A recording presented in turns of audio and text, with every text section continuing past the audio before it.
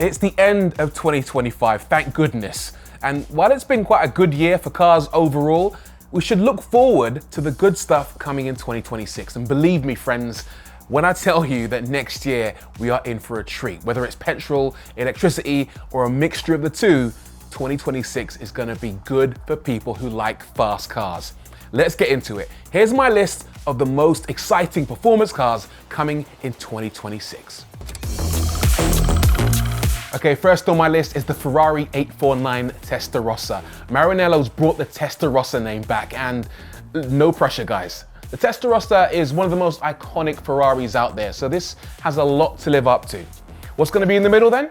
A twin-turbo 4-litre V8 and 3 electric motors producing a combined 1,036 brake horsepower. It's gonna be quick. 0 to 62 in 2.25 seconds. It's 1.5 seconds quicker around Ferrari's test track than the SF90 that it's replacing.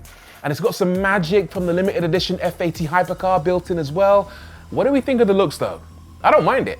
We're gonna be driving this car in January, so watch out for a full review on the road and on the track very soon. Yeah, we're starting 2026 with a bang.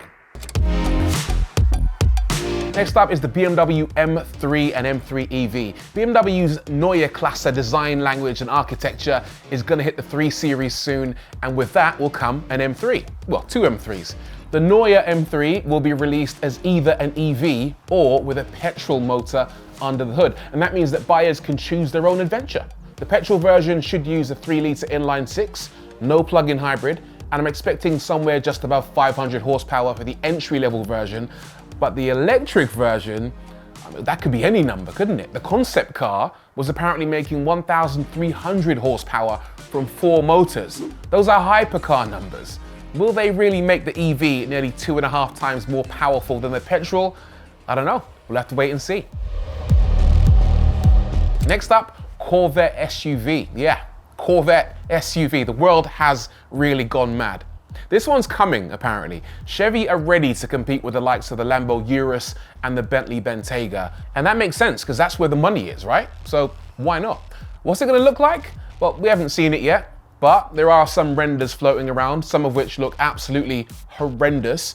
I made my own render with my old mate ChatGPT, and it came up with this from the front and this from the back. Not as horrendous as some of the renders I've seen out there, but also totally fake. But whatever it looks like, I'm sure you can expect a big V8 up front and bags of performance and noise.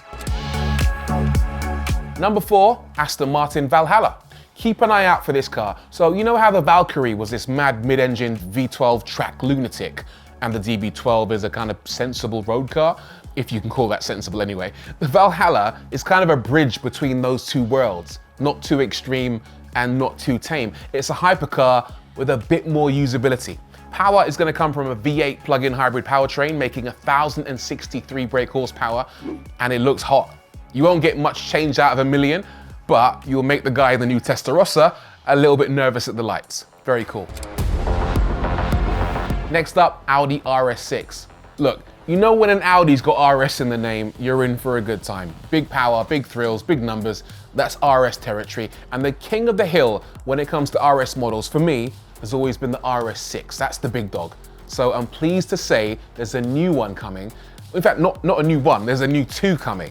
They're gonna make an RS6 plug-in hybrid powered by petrol and an RS6 e-tron powered by electricity.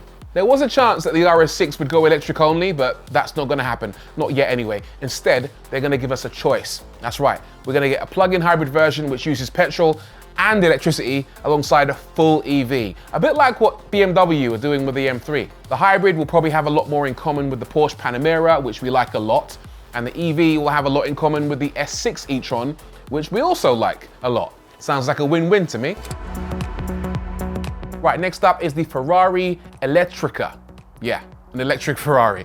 It's a thing, it's coming, and it's coming fast. We haven't seen any pictures yet, but we have seen what it's gonna look like underneath the metal. And actually, it's quite impressive. It will use 4 independent electric motors that feature F1 technology, and power is confirmed as well. It'll have 2 back motors, which will make 421 horsepower each, and 2 front motors making 142 horsepower each. So that's over 1,000 brake horsepower. It'll hit 0 to 62 in 2.5 seconds and will go over 190 miles an hour without much trouble. Big old battery as well, 122 kilowatt hours, so it should go 330 miles on a single charge and recharge at 350 kilowatts. Are we excited by an electric Ferrari? Let me know in the comments. Hyundai Ioniq 6N, yeah, something a bit more attainable now. I do like the look of these. The standard car is a bit orcs, but the end version just looks right to me. Fast as well. 96 kilograms of downforce from that big swan neck spoiler and up to 641 brake horsepower to play with.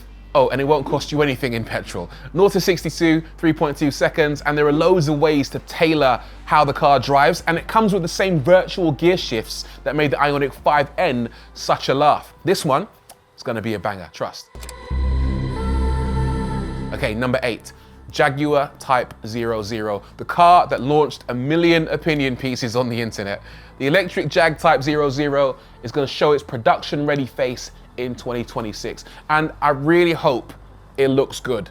I quite like the concept, because the concept looks good to me. Don't at me in the comments, please. It's got more than 1,000 horsepower, thanks to 3 motors, 2 at the back, 1 at the front. The ride is gonna be silky smooth. I know people who have driven in it. It won't be cheap though. The price is set to be over 100 grand. We're talking Bentley territory.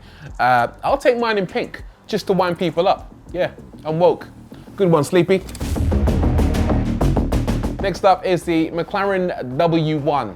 Yeah, first there was the F1, then the P1, and now we're gonna get the W1. The pinnacle of McLaren's engineering prowess is on its way, and it's got some big stats attached to it. It's got a twin-turbo 4-litre V8 making 915 brake horsepower, and then you throw a hybrid system on top to give you 1,275 horsepower. It makes the P1 look a bit tame, and it will weigh 1,400 kilograms, which is pretty similar to the P1, so it's going to be a monster. I've seen this car in the flesh being tested down the road from me, and it looks and sounds the nuts. Keep an eye out for this one. Okay, Porsche time. The Widowmaker 911 GT2 RS. It's coming back. I probably shouldn't look so happy about an increase in widows, should I? But I'll make an exception for this. So the recipe is pretty simple. They'll take the chassis and the handling technology from the 911 GT3 RS and then throw in the power from the 911 Turbo to give it the best of both worlds. It's pretty likely they'll push the boundaries when it comes to both of these as well. From the pictures that I've seen, it looks even wider, even lower, and even more aggressive than any other 911. And obviously, we can't confirm the power output yet, but I expect well over 700. Madness on wheels, and I'm here for it. Okay, number 11, Toyota GR GT. I am excited by this car, like seriously excited. This is Toyota's new supercar, and it's definitely bedroom wall stuff right here. The GR GT is gonna put Toyota back to the top of a lot of people's dream car lists. The engine is a 4-litre V8, kind of similar to what you might find in an AMG GT in a lot of ways, but it's targeting 650 horsepower, and that's more than the AMG GT. And just look at it. It's proper. It's a proper old school sports car. Massive hood, rearward cabin, and it's a Toyota, which means it'll work even at 200 miles an hour. Bring it. Next up, the Lexus LFA Concept. Big news. LFA's coming back. The old car was an icon. It had that sweet 4.8 litre naturally aspirated V10. That was the heart and soul. But this new one, very different. It's gonna be fully electric. Not sure how to feel about that, going from a V10 to a full EV. But Lexus say the model name, LFA, isn't really tied to vehicles powered by internal combustion. It kind of just symbolizes that a vehicle embodies technologies that the engineers should preserve and pass on to the next generation, whatever that means. I don't have any details to share with you right now, but there's talk of it using solid state batteries, which could be a game changer in terms of power and range. Whatever it uses, I'm keen to have a look at it. Now, let's talk Corvettes. The ZR1X, the Hypervet, is on the way. It's got a turbocharged 5.5 litre V8 hybrid with 2 electric motors on the front axle. That's gonna help it make 1,250 brake horsepower. It will do 0 to 60 in under 2 seconds. I'm not sure if that's including a 1-foot rollout, but fast. And get this, it will let you pull 1.3 G of acceleration from a launch. It will pull 1G in third gear. That is mental. So expect a standing quarter mile in 9 seconds at 150 miles an hour. Those are wild numbers, people. Ferrari, McLaren, and Aston, yeah, they'll be raising a few eyebrows at this one, trust me. Next up, Polestar 5, something a bit more sensible. Polestar's been quietly getting on with business for nearly a decade now. They make stylish, quick, good to drive EVs, but they've been missing a true halo car. The Polestar 5 is that car, I think. It's a big GT with 871 brake horsepower. It's got a massive battery that will help it get over 400 miles on a charge. I've sat in one in the front and in the back, and it has some of the most uncomfortable seats I've ever experienced. But apart from that, I really like this car. I'm really looking forward to experiencing it properly, and hopefully they'll change the seats. But when they do, I'll let you know. Right, last but not least, the Range Rover Electric. Now, if ever there was a car that was crying out to be an EV, the full-fat Range Rover is that car. These things are built to be quiet, comfortable cruisers, and obviously they can do all the off-road stuff as well, but mainly these things are for looking good in and feeling good in, and the EV one will be even better than the petrol one. I can say that quite confidently because I've driven it, and it's great. It's got 542 brake horsepower from 2 motors, a massive 118 kilowatt hour battery. It'll do 300 miles on a charge, and it's not much heavier than a plug-in hybrid Range Rover. Will buyers go for it? We're gonna know soon enough. My prediction is that it's gonna sell like hotcakes. Plus, it doesn't have many moving parts, so it might be the most reliable Range Rover yet. So, 2025, it's been a joy. Well, it's been something. But 2026 is shaping up to be a vintage year for cars. Maybe not vintage, but it's looking good, all right? I'm gonna let you know exactly how all these cars handle in the new year, so don't forget to like, subscribe, comment. Let me know what you're looking forward to next, and I'll see you guys soon. Peace.